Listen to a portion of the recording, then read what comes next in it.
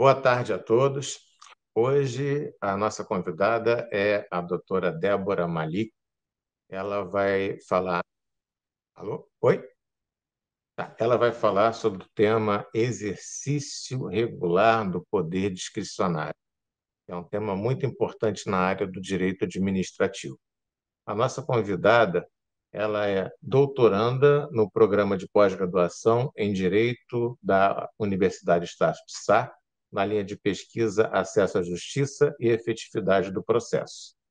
Ela também é mestre em Direito no programa de mestrado profissional PPGJA da Universidade Federal Fluminense, com área de concentração em Direito Administrativo. Além disso, ela é juíza federal em exercício e já atuou convocada na coordenadoria dos Juizados Especiais Federais do Tribunal Regional Federal da Segunda Região. Doutora Débora, a palavra é sua. Obrigada, desembargador. Saúdo o senhor. Agradeço o honroso convite e a oportunidade de estar aqui falando com os colegas. Cumprimento todos os estudantes, operadores de direito, colegas interessados na matéria, que é uma matéria que não é nova, mas que todo dia muda, né, e interfere diretamente na nossa vida. Então, acho que é um tema palpitante que busca reflexões. Eu organizei a nossa conversa aqui, primeiro, de forma a situar o poder discricionário, onde que ele está dentro do ordenamento jurídico. Depois eu vou fazer um recorte, um brevíssimo histórico, né, de como ele começou e até os dias de hoje, passando por um marco, para mim, muito importante, do Covid, jurisprudência do Supremo, e no final a gente termina com uma visão prospectiva. Então, vai dar um panorama geral, vão ter questões assim reflexivas, palpitantes da jurisprudência que a gente se depara todo o dia a dia, né, dos casos concretos, e eu espero que vocês gostem muito, né? A nossa conversa, ela está baseada, né, no Pacto Nacional do Judiciário pela linguagem simples. Então, aqui o meu esforço intelectivo é tentar, de maneira mais fácil, fazer com que todo mundo compreenda essa temática que muitas vezes é árdua do direito administrativo, porque nós não temos um compêndio da matéria, nós temos leis esparsas, então é um exercício de interpretação da atuação estatal. Eu vou compartilhar com vocês um slide que eu preparei.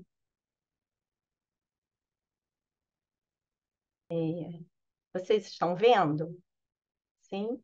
Perfeito. Então, nós vamos começar, né, com essa visão geral do poder discricionário, limites e possibilidades. E aqui dentro, né, desse programa aqui, ele tem todos os tópicos que nós vamos abordar. Então, o que é o direito administrativo, né? Onde que está o ato discricionário? O que é o poder discricionário? O direito administrativo é um ramo do direito que engloba, né, a administração pública, sujeitos, serviços, órgãos, a intervenção na propriedade, princípios, deveres, poderes, contratos, licitações, a responsabilidade da administração, a improbidade. Então, o ramo do direito administrativo é um ramo muito vasto, que tem a sua forma própria de interpretação, que é diferente do direito privado. Nós sabemos que o particular tudo pode fazer desde que não seja ilegal ou abusivo. Já a administração, ela sempre age pautada na lei, nos regramentos normativos. A administração, quando ela age exteriorizando uma vontade para a consecução de um fim público, né? Com esses poderes que ela tem, essas prerrogativas que ela tem para agir. E daí a gente vai pensar como que a administração está agindo hoje, como que a gente chegou nos dias de hoje, né? Quais são esses poderes? Por que que a administração tem essas prerrogativas para agir? Ao longo da história, os pensadores de filosofia política e direito arquitetaram diversas e diferentes explicações quanto à essencialidade da criação do Estado. Eu compreendo que o poder discricionário, que essa conveniência da administração, esse poder de escolher, né, qual o ato que ela vai fazer nos casos concretos, ela vem, né, desde a criação do Estado. Tem ligação, o poder tem ligação com o poder discricionário, ela tem uma ligação direta.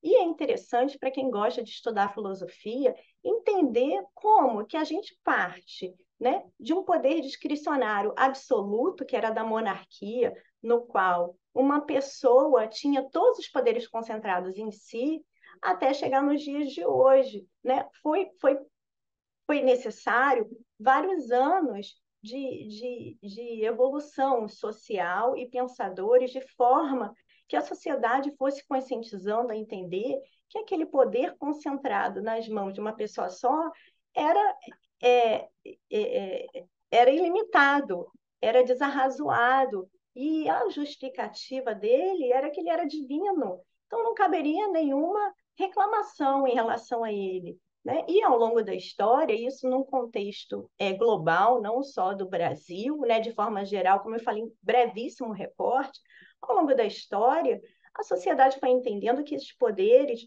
já não eram mais, esse exercício arbitrário já não era mais interessante para a sociedade não queria mais isso, a sociedade queria a criação de um Estado liberal, e aí cada indivíduo foi abrindo mão da sua parcela de poder, dando para o Estado para que fosse criada essa figura jurídica de atuação. Então, a gente percebe que é um caminho de tudo eu posso, para um Estado liberal que só contém as pessoas para dar segurança social, né? Naquela época que o lobo é o lobo do homem, que o que era necessário era a segurança jurídica, até o momento que a gente chega de um Estado prestacional, em que a administração se vê obrigada a agir.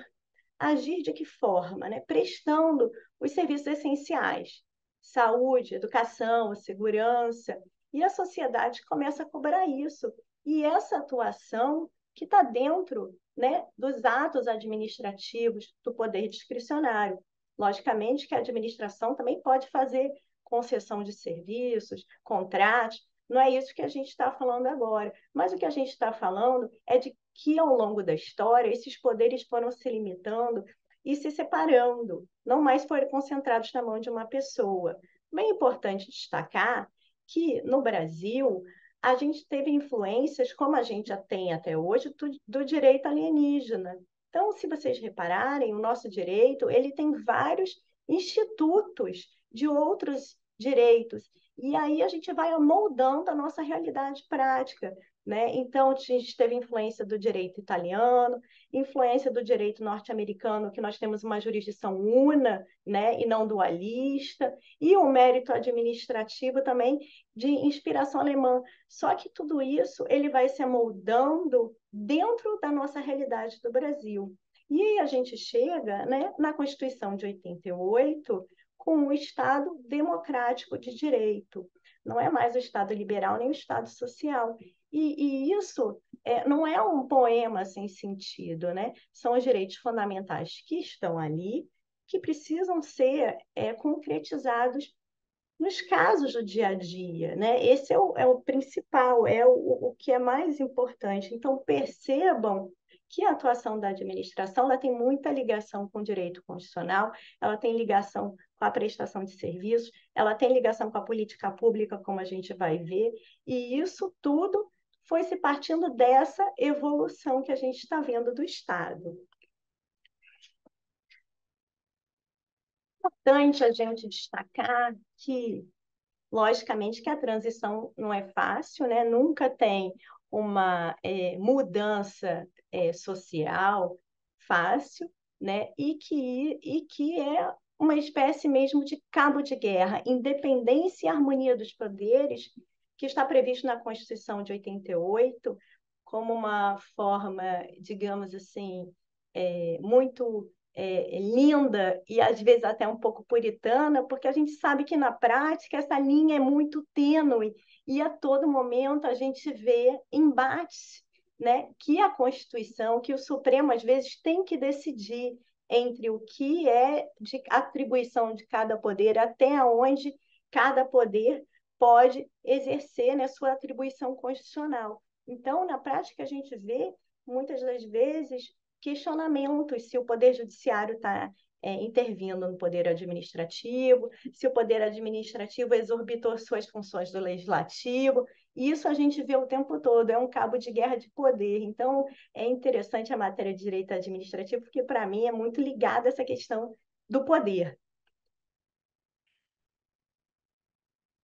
Importante também aqui no Brasil delimitar em que, em relação ao poder discricionário, a gente também tem duas teorias, né? Muito embora isso seja muito discutido na doutrina e na jurisprudência, tem aqueles que acham que o poder discricionário deve ser maior, amplo e restrito, sem controle de nada, e tem aqueles que acham que a atuação do administrador, no caso concreto, deve ser pautada tudo na lei, que tem que ter lei para tudo, ou ordenamentos normativos para basear.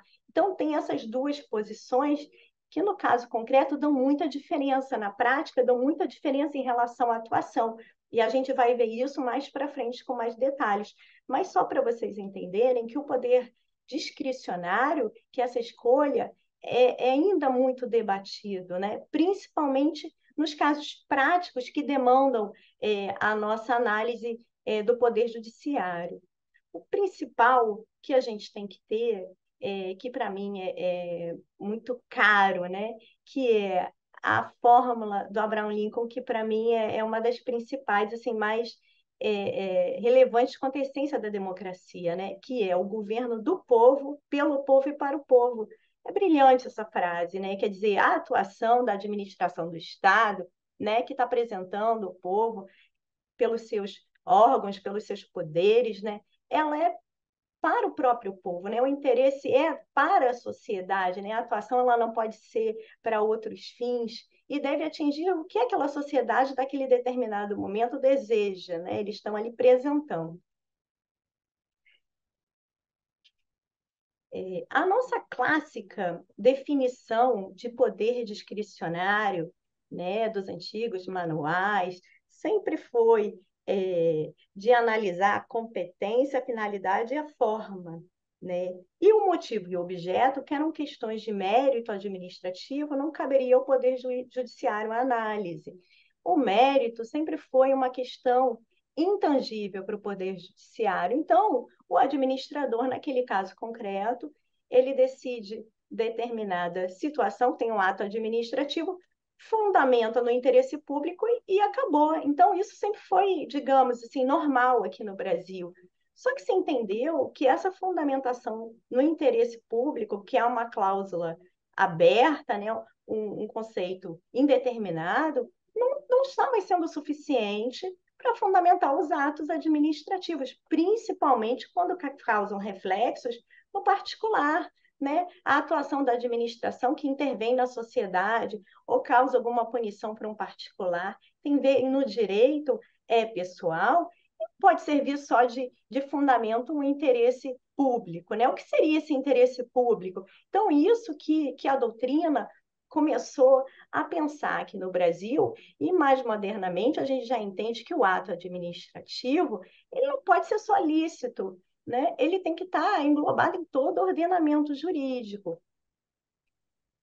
E aí a gente volta para o nosso direito constitucional e vê, né, que o sistema jurídico é uno, né, com vasos comunicantes, ou seja, todos os regramentos se comunicam, né? Não, a gente não tem como, muito embora a gente estude na faculdade, né, cada cadeira em separado, a gente tem que ter uma visão geral de forma harmônica do ordenamento jurídico. Então, a gente volta para o núcleo principal, que são as gerações e dimensões dos direitos. Esses valores são os valores principais da sociedade, que eles têm que permear todo o ordenamento jurídico, inclusive a administração, né? Não é concebível uma lei inconstitucional e o administrador seguir aquela lei, né? Isso é uma coisa que não é concebível mais.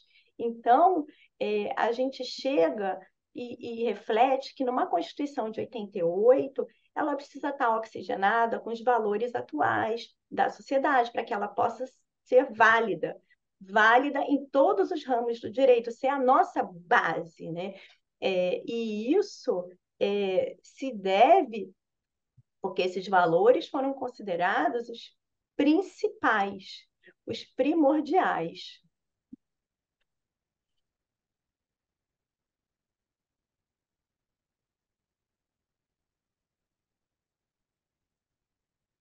É importante também ressaltar que é, a mudança da sociedade vem acompanhada de uma mudança legislativa, né? A gente não tem como, a sociedade não é estanque, é rápida e é dinâmica, mas esses valores consagrados são os valores que vão permear a sociedade e vão fazer com que as mudanças legislativas se acomodem. Por exemplo, hoje a gente tem uma inteligência artificial, como que ela vai se acomodar, né, com o nosso ordenamento? A gente tem que passá-la pela Constituição, ela tem que estar dentro desses princípios importantes, fundamentais. Então, esses princípios, essas gerações explicam a evolução desses direitos, que são os direitos mais importantes que tem, que permeiam toda a sociedade. Inicialmente, foi-se pensado que o direito à liberdade era o mais importante, e esse direito à liberdade não é só a liberdade de ir e vir, é uma liberdade religiosa, uma liberdade filosófica, uma liberdade de crença, uma liberdade em relação ao Estado. O Estado não pode intervir na sua vida sem nenhum motivo. Então, a liberdade é um fenômeno, um direito muito caro. Em seguida, a gente teve os direitos sociais prestacionais, isso veio depois da Segunda Guerra, que se entendeu que a sociedade, para ter um mínimo de bem-estar, precisa de uma atuação estatal. E aqui a gente tem a saúde, a educação, a segurança. Então, começou-se a obrigar a administração a agir, criar formas de agir para prestar esses serviços. E isso, hoje em dia, já vem também com a accountability, quer dizer, a responsabilidade dos gestores de prestar contas pela sua atuação. Então, não basta, né, prestar o serviço, ele tem que prestar contas, eles têm uma lei de responsabilidade fiscal, tem probidade, tem um orçamento. Tudo isso, hoje em dia, ele deve ser pensado para a sua atuação específica.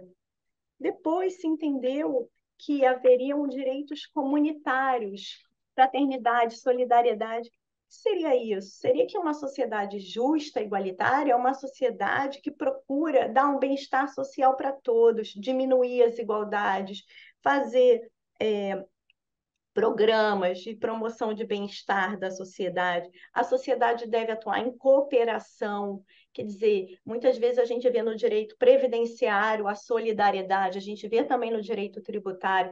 Então, são princípios fundamentais que buscam uma sociedade mais justa para consagrar o Estado democrático de direito. Depois nós temos os direitos humanos de participação democrática. Os direitos humanos são direitos da humanidade, né, que muitos estão também tratados internacionais, né, com inspirações universais, que são os direitos da dignidade, são importantes para as pessoas. E a participação democrática, que não é apenas o direito ao voto, mas é o direito a compreender o processo eleitoral, é o direito a participar nas decisões políticas, às vezes através de uma audiência pública, é o direito de entender o que está acontecendo naquele determinado local. Essa participação, a sociedade já clama por ela. E depois a paz para toda a humanidade, que seria o direito ao desarmamento, o direito a não ter guerras, que muito embora isso esteja consagrado aqui, a gente sabe que ainda hoje, né, a gente ainda tem guerras, coisas inesperadas acontecem, ainda continuam, apesar desse direito fundamental. E bioética, que algumas pessoas falam em bioética e felicidade, não são todos, mas seria uma ética, uma responsabilidade na utilização de materiais biogenéticos e a felicidade, que é a aspiração geral de todo ser humano. Né? Você tendo os princípios fundamentais, você vai atingir essa felicidade. Lógico que é um conceito filosófico, né? Não é um conceito fácil de compreensão, é um conceito de inspiração em tratados internacionais, não está disciplinado, mas o que se busca com esses mínimos direitos é ter uma sociedade justa, igualitária, fraterna e que corresponda aos anseios das pessoas que estão naquele local, né, dos participantes. Então, esses direitos, eles também estão dentro das escolhas administrativas, do poder discricionário. O que nós buscamos hoje é uma releitura do ato administrativo, que seja possível, né, que o administrador fundamente as suas decisões nos casos concretos. O sopesar dos valores quando ele age deve estar fundamentado, deve ser transparente, as pessoas têm que compreender aquela atuação, aquela decisão, e ter a oportunidade de se manifestar. Né? Nós temos muitos casos que a administração age e a gente, às vezes, questões muito burocráticas que a gente se pergunta por que a administração está agindo daquela forma, e a gente percebe que eles agem assim, aquele servidor naquele determinado setor, ele age daquela forma porque ele sempre agiu daquela forma. Então, não para pensar, para analisar se aquilo está dentro do ordenamento jurídico, se aquela exigência é exigível, né, do particular. Às vezes eles pedem muitos documentos burocráticos, aí você fala assim, eu tenho o documento aqui no celular, no PDF, serve? Não, tem que ser em papel, tem que ser assim. Por quê? Porque sempre foi assim. Então, esses atos administrativos, a sociedade começa a questionar, a discutir por que essa atuação está sendo dessa forma. Né? Não cabe mais numa sociedade moderna, rápida, ágil, um pensamento retrógrado, sem reflexão do que está fazendo. É lógico que a administração está pautada na lei, nos ordenamentos normativos, né? A administração não pode sair fazendo as coisas sem esse regramento, mas muitas coisas podem ser atualizadas e devem estar de acordo com o ordenamento jurídico. Além desses princípios fundamentais, que a gente não pode esquecer deles, nós temos standards que servem de parâmetros para as decisões administrativas. Aqui nós não estamos falando que o Poder Judiciário vai substituir o administrador, não é isso. O que a gente está buscando com essa releitura do ato administrativo é que a administração, quando ela agir, ela preenche esses requisitos. Isso é cada vez mais cobrado pela sociedade, né? Que ela faça a sua atuação de maneira mais clara e transparente, como a gente vai ver aqui, justificando as suas escolhas. Ou seja, não cabe mais espaço para decisões subjetivas do administrador. Não tem espaço mais para decisões contraditórias ou para decisões não iguais para todos aqueles que estão naquela situação. Né? Então, o administrador, dentro das suas escolhas administrativas, né, da conveniência e oportunidade dele, ele tem que observar, inclusive isso está na LINDB agora, com a recente alteração, ele tem que observar o primado da realidade, o consequencialismo. O que é isso? Né? Qual a consequência daquele ato? Né? Como que eu posso fazer um ato menos custoso para aquelas pessoas que estão ali envolvidas? Né? Tem outra forma ou não? Então, ele deve avaliar esse caso, os casos concretos com essas fundamentações, né? Maximizar os recursos positivos e minimizar os recursos negativos. Ele deve ponderar os princípios da eficiência, eficácia e economicidade, que isso já vem do direito econômico, a gente já tem isso no nosso ordenamento jurídico e ele pode se utilizar desses parâmetros para fundamentar. Inclusive, a gente tem também sobre isso na lei de licitações, né? Então, você vê, a eficiência é o menor uso dos recursos, tempo, dinheiro e esforço, né? A eficácia, atingir as necessidades e expectativas, mesmo diante das situações complexas. E a economicidade, que os recursos alocados de forma a maximizar o valor agregado. Então, naquele caso concreto, o administrador, se ele chegar e fundamentar que aquela escolha se baseou, por exemplo, na economicidade, na eficácia daquele caso concreto, eu acredito que nem cabe discussão sobre isso, porque está fundamentado naquele caso concreto e aquela escolha é prerrogativa da administração. né? Não caberia a discussão sobre isso.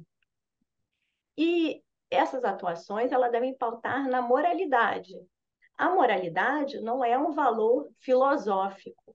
A moralidade é uma moralidade objetiva, moralidade, probidade, né? Ética, atuação com boa fé, naquele caso concreto, com escolhas éticas e morais. E isso, né, dá uma justiça social, dá um bem comum, né? Então, a administração atuando com moralidade, com ética, isso gera o bem comum da sociedade. Por exemplo, a gente tem no direito privado o princípio do venirem contra o facto próprio, que é a vedação do comportamento contraditório. Esse princípio também se aplica à administração. A administração não pode hoje, por exemplo, publicar uma norma e com uma interpretação retroativa para os fatos que já estão consumados, né? Não tem como a administração ter mais esse tipo de atuação, né? Quando das suas escolhas, a administração deve privilegiar o princípio da confiança. O administrado ele tem que ter confiança naquela atuação. Tudo isso faz com que a sociedade atinja uma paz social, se esses princípios eles são observados no caso concreto, inclusive ia diminuir o número de processos que são que estão ingressando no Poder Judiciário para análise dos casos. A gente tem hoje em dia muitas discussões sobre a atuação da administração em todos os tipos de ramos. A gente vê, por exemplo, nesse caso de proporcionalidade e proibição do excesso, quando a gente vê militares discutindo em relação à sanção, sempre é esse questionamento, se foi proporcional, se foi razoável, porque na lei dos militares tem um critério valorativo de uma lesão leve, média e grave, e às vezes a administração, para um fato simples, pequeno, deu uma proibição, um dano grave, uma penalidade grave. Então, isso é levado ao Poder Judiciário, e o Poder Judiciário já analisa normalmente essas questões, entrando diretamente no mérito administrativo e dizendo que não foi razoável, ou quando a administração, no mesmo caso, aplica duas sanções pelo mesmo fato. Então, já tem jurisprudência nesse sentido, analisando essas questões. Então, percebe que a sociedade ela busca uma explicação, ela busca decisões proporcionais, razoáveis, né? Que não tenham excesso naquela atuação. E isso fará com que a decisão seja mais legítima, inclusive.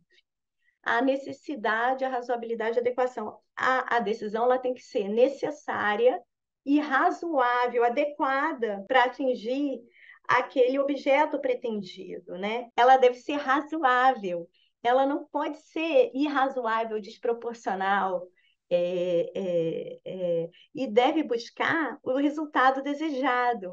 Então, a gente vê isso de decisões irrazoáveis o tempo todo no Poder Judiciário.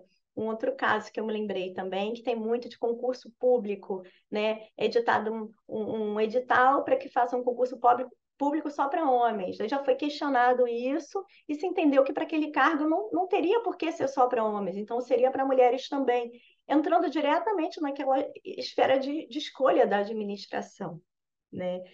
E a publicidade e a transparência. Isso, para mim, é o principal que a gente não vê, né? E o que a gente deveria ver. A publicidade é você saber o que está acontecendo e poder participar. Então, não basta um site com as informações que você não consegue achar as informações, não basta botar na internet, não basta publicar no DO. As pessoas têm que entender, as pessoas têm que participar, as pessoas têm que saber o que está tratando. Isso é a verdadeira transparência do ato administrativo, a verdadeira publicidade daquele ato.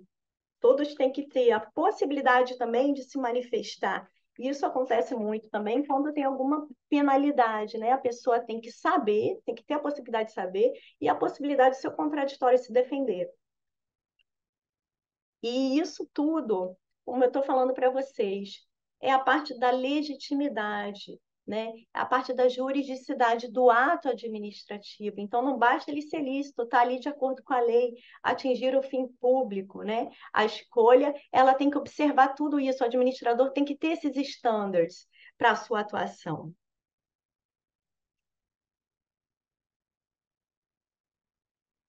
Agora eu trouxe aqui para vocês esse slide sobre o período que a gente passou do Covid. Para mim, foi um marco do direito administrativo. O direito administrativo, que era um direito assim esquecido, né, que não tinha muita interferência na nossa vida, ganhou luzes e foi para o judiciário com vários questionamentos de todas as formas, né? Esse período de enfrentamento do Covid, de crise sanitária, epidemiológica, ele trouxe uma evolução e luzes mesmo para o direito administrativo, que as pessoas começaram a entender a atuação da administração no caso concreto e questioná-la. Nesse período, né, vocês vão lembrar que, inicialmente, né, as regras da Organização Social de Saúde previam o isolamento social. E vocês vão lembrar que começaram a ter várias leis, decretos, enfim, regulamentos impedindo a locomoção das pessoas. Mas, para uma pessoa assim leiga, ela se perguntava: poxa, nessa cidade aqui eu preciso de comprovante de residência para entrar. Na outra tem dependendo da placa do carro, você pode circular na cidade ou não. Cada dia você pode ou não. Uma restrição direta na liberdade de ir e vir, que foi questionada no Poder Judiciário, e o Poder Judiciário decidiu, né? Já o Supremo Tribunal Federal foi pelo primeiro grau, o segundo até ir para o Supremo, já decidiu que a União caberia legislar de forma geral, o Estado regional e o município no interesse local, de acordo com as suas especificidades.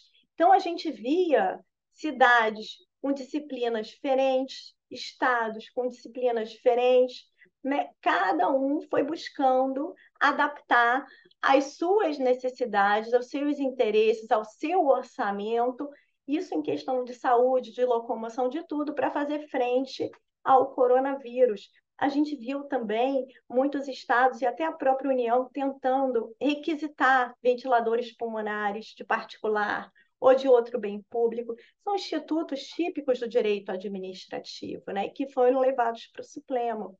A questão do uso da máscara, que foi uma questão assim muito polêmica, porque na época o nosso presidente não usava máscara e aí a lei previa a multa, né? E ele foi condenado pelas multas e foi julgado constitucional, que todos deveriam usar as máscaras em locais fechados.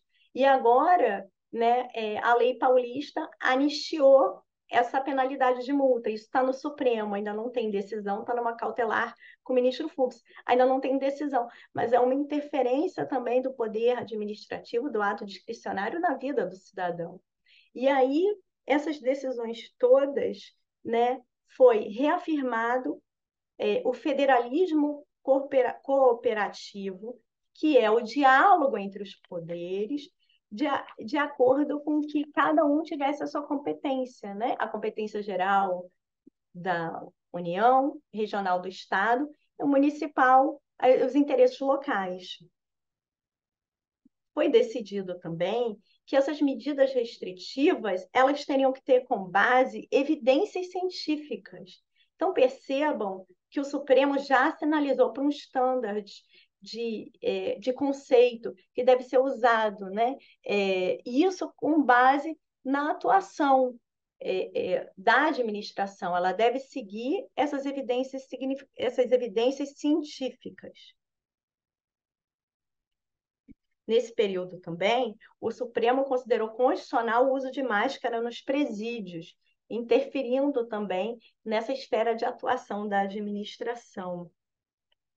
E, por fim, eu lembro vocês da questão das vacinas, que também foi uma grande polêmica, né?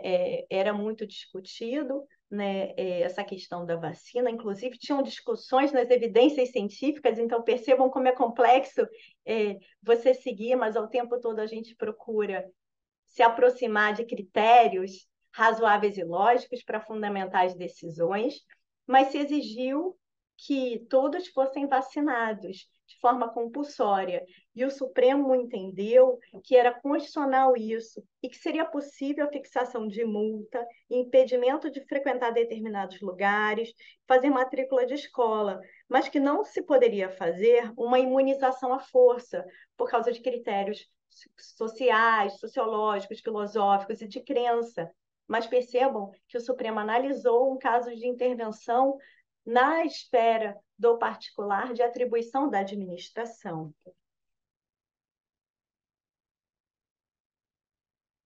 E isso, no voto do ministro Barroso, ele deixou claro que o direito social prevalece sobre o individual.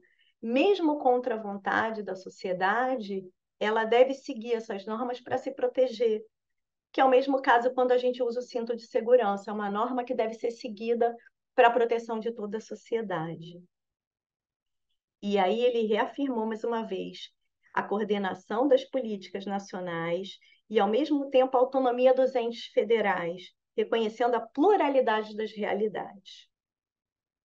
E aqui, no final, ele fala sobre o planejamento nacional das políticas públicas de saúde, vigilância epidemiológica e sanitária, que é da União, não afasta a competência comum e concorrente dos demais entes da federação nessas áreas.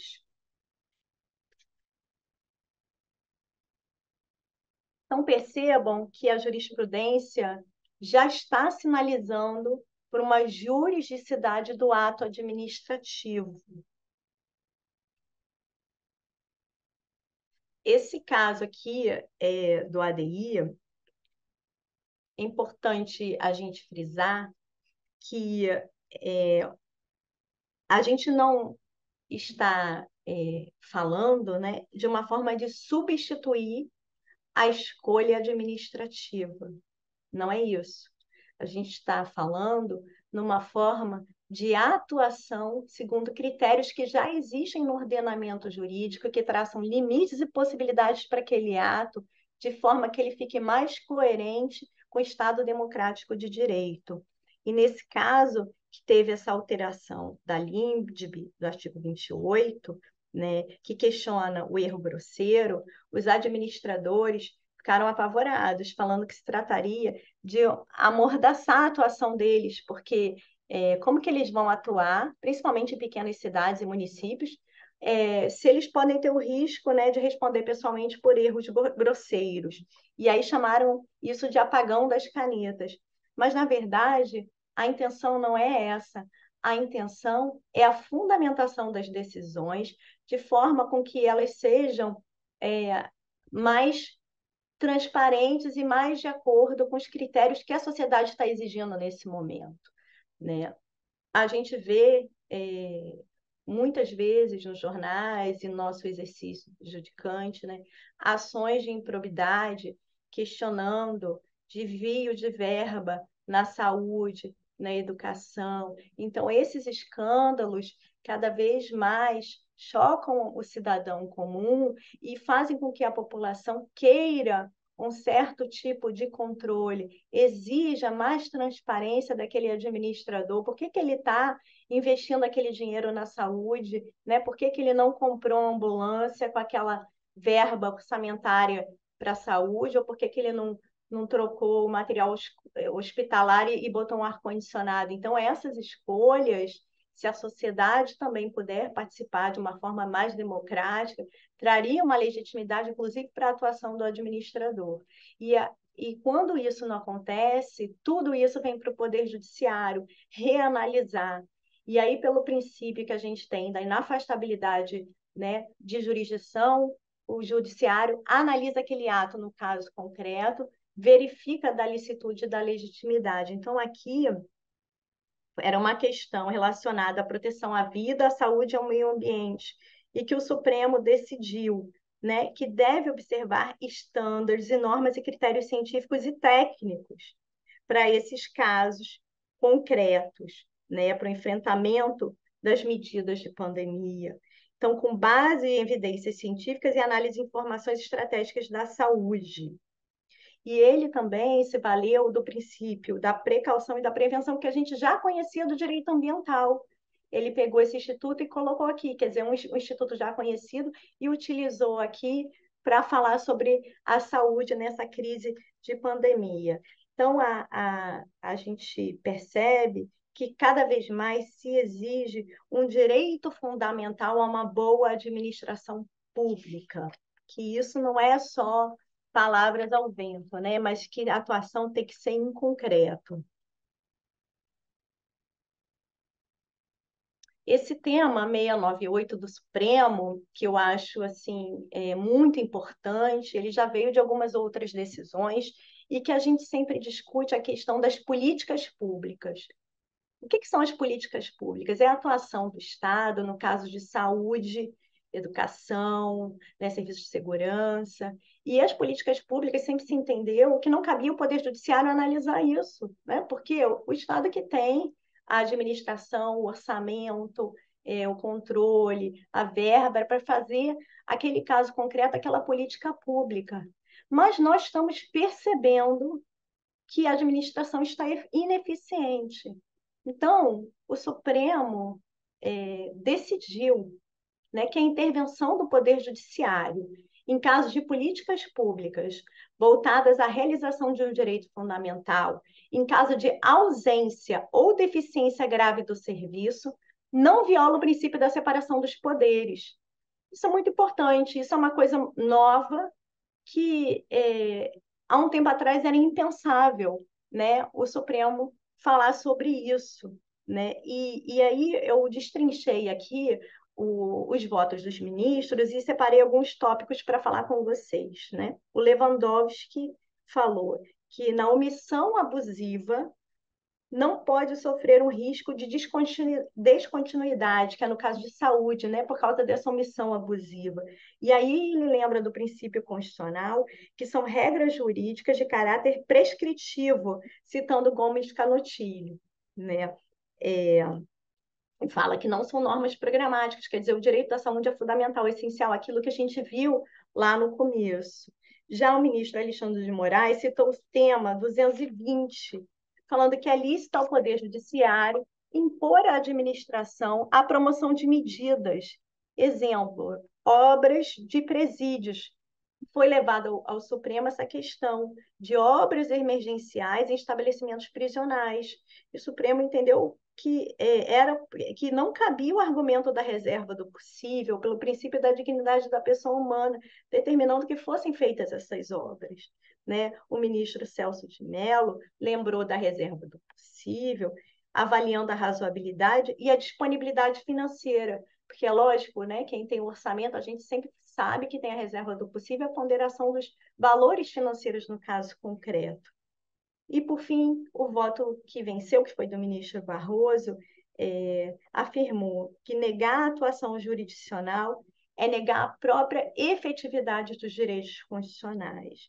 E que citou um exemplo que também foi levado ao Supremo, né, no caso de vaga em creche e pré-escola de 0 a 5 anos, que o Supremo já tinha decidido que, como a administração estava inerte, estava muito morosa e não estava atuando, que a administração deveria atuar nesse caso concreto. Né? A ausência ou a inércia excessiva, a morosidade, não pode colocar em jogo o mínimo existencial. Então, percebe que a jurisprudência, o Supremo Tribunal Federal, o Poder Judiciário, está atuando nos casos em que tem demora excessiva, deficiência grave do serviço, violando o mínimo existencial nos casos de direito fundamental. E o ministro ainda ressaltou que o estado das coisas inconstitucional permite a atuação do Poder Judiciário, mesmo com os recursos finitos, mas que o Poder Judiciário pode determinar a finalidade, aquilo que deve ser alcançado, não a forma. E a forma a administração que deve agir, mas que ele deve determinar o que deve ser feito e colocar prazos e fiscalização para que tenha essa atuação. A gente não pode ficar sem o mínimo existencial dos direitos fundamentais, como a gente falou, são os valores principais. Tudo isso também tem um contraponto, né? Na medida que o Estado não age, nós temos, por exemplo, uma judicialização enorme em matéria de saúde, né? E aí acaba que o Poder Judiciário, nos casos concretos, hoje eu estava vendo uma reportagem na Folha de São Paulo falando sobre isso, começa a implementar, considerando os direitos das pessoas ao medicamento, à internação e à saúde, porque aquela pessoa tem aquele direito, né? E o princípio da inafastabilidade do poder jurisdicional e a questão da saúde como tutela fundamental, e ele determina, e acaba que o gasto orçamentário com isso é muito grande. Então, percebam que a falta de política pública, essa ineficiência, eficácia, falta de atuação gera efeitos danosos para a sociedade, né? Não são todos também que conseguem entrar no Poder Judiciário. Então, tem uma discussão enorme sobre a judicialização, em especial da saúde, sobre como pode, né, a judicialização, a desjudicialização, o que a gente pode fazer nesse caso, né? Então, eu deixo isso também como reflexo direto sobre esse tema do Supremo Tribunal Federal. E agora, eu pergunto para vocês, né? Essa atuação do Supremo, né, ou do Poder Judiciário nos casos concretos. É ativismo judicial? O ativismo judicial, ele vem da doutrina norte-americana, que os juízes atuavam em defesa das minorias, como um equilíbrio das forças, considerado constitucional. Essa é a origem do ativismo judicial. Mas nós sabemos que aqui no Brasil tem duas perspectivas, né? A primeira perspectiva, uma atuação necessária para fazer valer a Constituição, e a segunda, uma negativa, que aquele poder ultrapassa as linhas democráticas, né? Que seria uma perspectiva negativa. Essa dimensão metodológica que se relaciona com o modo de interpretar os dispositivos constitucionais expande ou reduz o significado do ativismo judicial. Mas aqui no Brasil, frequentemente, a gente vê o jornal se valendo do ativismo judicial para criticar a atuação do Poder Judiciário, né? Falando que tem uma ingerência indevida do Poder Judiciário na administração.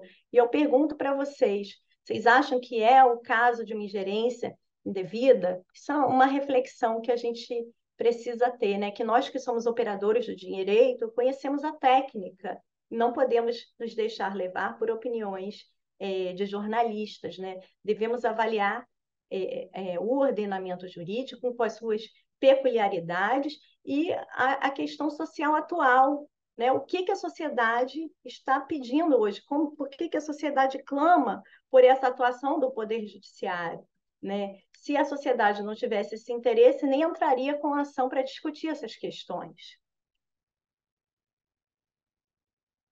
E, para terminar, eu pergunto para vocês, qual é o futuro do direito administrativo? O que vocês acham, numa visão prospectiva, que vai acontecer, né, com o ato discricionário, com o poder administrativo, com o controle do Poder Judiciário dos atos administrativos?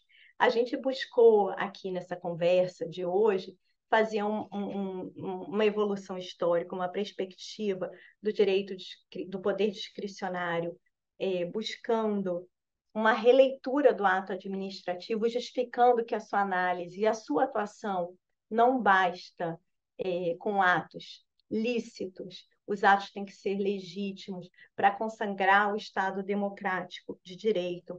Nós não, a sociedade não quer mais atuação sem fundamentação, sem transparência, atuações desarrazoadas, que são os casos concretos que a gente vê todo dia. A gente quer uma administração que corresponda de forma mais ágil, menos burocrática, mas que não se esqueça dos valores primordiais da Constituição.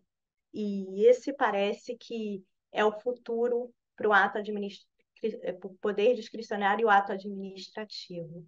Eu espero que vocês tenham gostado e agradeço muito esse momento de estar aqui com vocês compartilhando essas ideias. Muito obrigada. Bom, a doutora Débora Malik, que é juíza federal e é doutoranda também em Direito, ela nos brindou com muitos ensinamentos aqui nesse final de tarde e nos fez refletir bastante.